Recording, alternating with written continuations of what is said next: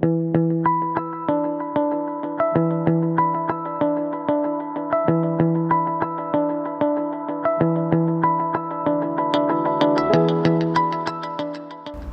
another question I've heard once in a while is, I've got a friend or a real estate agent that can bid for me for free at auction, so why would I pay a buyer's agent to go and do it? Oh boy, I have seen selling agents in action at auctions, and I tell you what, they bid in a very, very different way than a buyer's agent will bid. They are very aggressive. They bid the way that they would like buyers to bid at their auctions. And so they bid aggressively. They almost all bid exactly the same way, and I'm pretty confident they pretty much always pay too much for the property. Because generally they're going to work with that auctioneer probably another time, and so they want to kind of keep in with them and maybe don't upset them. And so again is a lot of buyers agents won't bid, they'll keep quiet till right at the end, whereas they'll fuel it right from the start.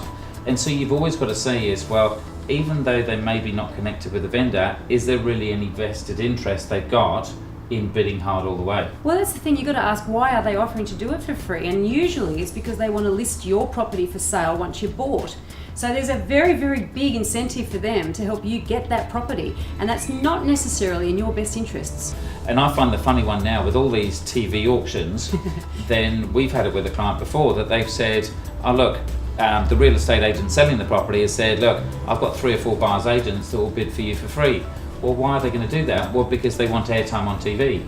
So again, the vested interest is if they're paying me to bid and I'm getting paid, I might not bid till right at the end, till all the emotions come out. Whereas if you're not getting paid, you want to get your face on TV to get recognised.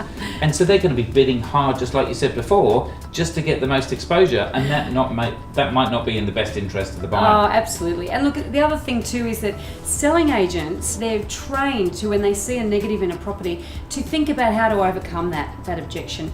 And so they're just not going to be critical enough at auction and give you good enough guidance, in my view, of when to stop and when not to continue bidding, when to let it go if somebody else wants to be crazy enough and pay too much.